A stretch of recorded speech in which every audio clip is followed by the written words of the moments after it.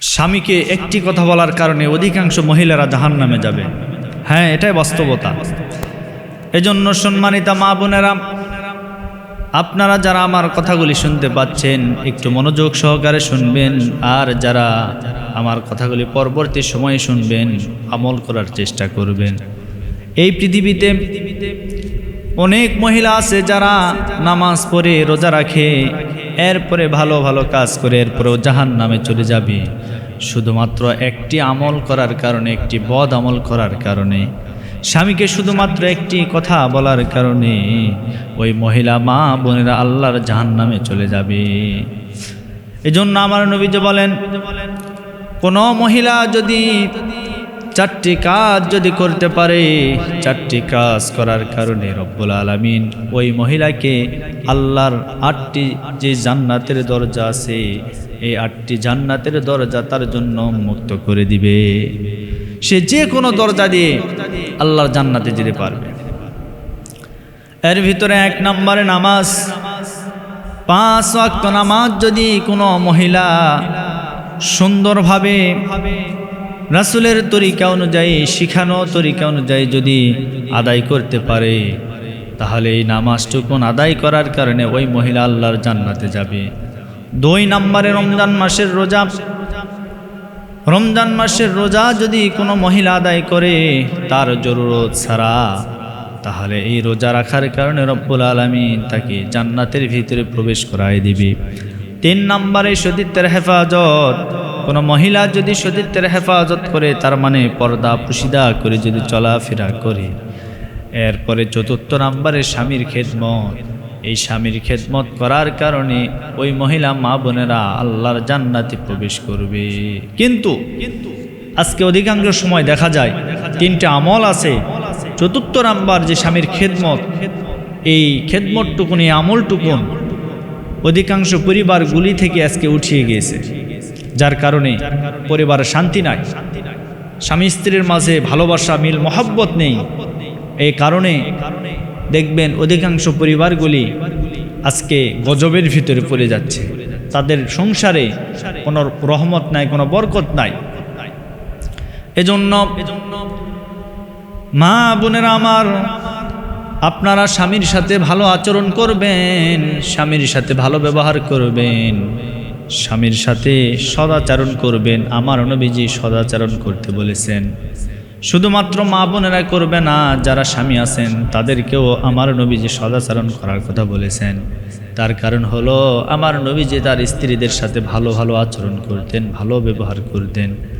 আমার নবীজি স্ত্রীদেরকে কাজে সহযোগিতা করতেন। আমার নবীজির যত স্ত্রী ছিল সমস্ত স্ত্রীকে তিনি সমানভাবে মহব্বত করেছেন, ভালোবেসেছেন। এমন একটা দিন আমার নবীজি সমস্ত স্ত্রীদেরকে সামনে ডাকলেন। ডাকার পরে বললেন, ও আমার প্রাণের স্ত্রীরা রে, তোমরা কি জানো আমি সবচাইতে কাকে বেশি মহব্বত করি? স্ত্রীরা ডাক দিয়ে বলেন, ইয়া রাসূলুল্লাহ, আমরা তো জানি না। এইবার নবীজি ডাক দিয়ে বলেন, তাহলে ঠিক আছে, আমি আগামীকাল তোমাদেরকে বলবো আমি সবচাইতে কাকে বেশি ভালোবাসি। এ কথা বলার পরে আমার নবীজি সর্বপ্রথম একজন স্ত্রীর ঘরে চলে গেলেন রাত্রিবেলা। যাওয়ার পরে 2টা খেজুর দিলেন। দেওয়ার পরে বললেন, আমি তোমাকে সবচাইতে বেশি ভালোবাসি, মহব্বত করি, আর এই কথাটা তুমি কারো কাছে বলবা না। এরকম করতে করতে দ্বিতীয় স্ত্রীর কাছে গেলেন, আবার কিছু খেজুর দিলেন, ভালোবাসার কথা বললেন। এরকম করতে করতে সমস্ত স্ত্রীর কাছে যখন আমার নবীজি গিয়ে বললেন, আমি তোমাদেরকে এই যে 2টা করে খেজুর দিলাম, আমি তোমাদেরকে ভালোবাসি, মহব্বত করি, কিন্তু অন্য কোনো স্ত্রীর কাছে কথা বলা যাবে না। এ কথা বলার পরে আমার নবীজি পরের দিন সমস্ত স্ত্রীদেরকে ডাকলেন। ডাকার পরে বললেন, ও আমার প্রাণের স্ত্রীরা রে, গত রাত্রিতে যার ঘরে আমি গিয়েছি 2টা খেজুর দিয়েছি, আমি রাসূল ওই স্ত্রীটাকে সব চাইতে বেশি মহব্বত করি। সুবহানাল্লাহ। এখন যে খেজুর পেয়েছে সে তো মনে মনে খুব খুশি, রাসূল আমার ঘরে এসেছিলেন, রাসূল আমাকে খেজুর দিয়েছেন, তার মানে রাসূল আমাকে সবচাইতে বেশি ভালোবাসেন। তার মানে বোঝা গেল তিনি সকল স্ত্রীদেরকে সমান ভালোবাসা দিতেন, সবাইকে সমান ভালোবাসতেন। এজন্য আমরা যারা স্বামী আছি, আমাদের স্ত্রী যাদের আছে, স্ত্রীদেরকে সমানভাবে ভালোবাসা দিতে হবে। আপনি যা খাবেন আপনার স্ত্রীকেও তা খাওয়াবেন, আপনি যা পরবেন আপনার স্ত্রীকেও সেটাই পরাবেন। এইরকম করে সমান অধিকার আপনাকে অবশ্যই দিতে হবে। এই জন্য আমি যে কথা বলতেছিলাম, একটি মাত্র কথা বলার কারণে একজন স্ত্রী জাহান্নামে চলে যাবে। সেই কথাটি হলো, একজন স্ত্রী সারাটা জীবন 10 বছর 15 বছর যদি একজন স্বামীর সংসার করার পরে শেষ বয়সে গিয়ে যদি একটি কথা বলে ওঠে যে দেখো আজকে আমি এতদিন পর্যন্ত তোমার সাথে সংসার করলাম, সব কিছু করলাম, কিন্তু তোমার ঘরে এসে আমি কোনোদিন শান্তি পেলাম না, তুমি আমাকে কোনোদিন শান্তি দিতে পারো নাই, তুমি আমার জীবনটা নষ্ট করে ফেলেছো, আমার জীবনটা ধ্বংস করে ফেলেছো। এই একটি মাত্র কথা বলার কারণে ওই স্ত্রী সরাসরি আল্লাহর জাহান্নামে চলে যাবে। নাউযুবিল্লাহি মিন যালিক।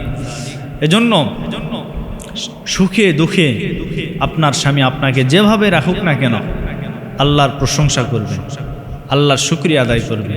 হতে পারে এক সময় আপনার স্বামী তার হাতে টাকা পয়সা নাও থাকতে পারে, কিন্তু এমন একটা সময় আসতে পারে যে সময় টাকা আসবে, সব কিছু আসবে, হয়তোবা এমন সময় আপনি দাবি করেছেন কিছু কিনে দিতে পারে নাই, কিন্তু এমন একটা সময় আসবে আপনার চাহিদার অতিরিক্ত সে আপনাকে দিতে পারবে। এজন্য ধৈর্য ধারণ করবেন, সবর করবেন।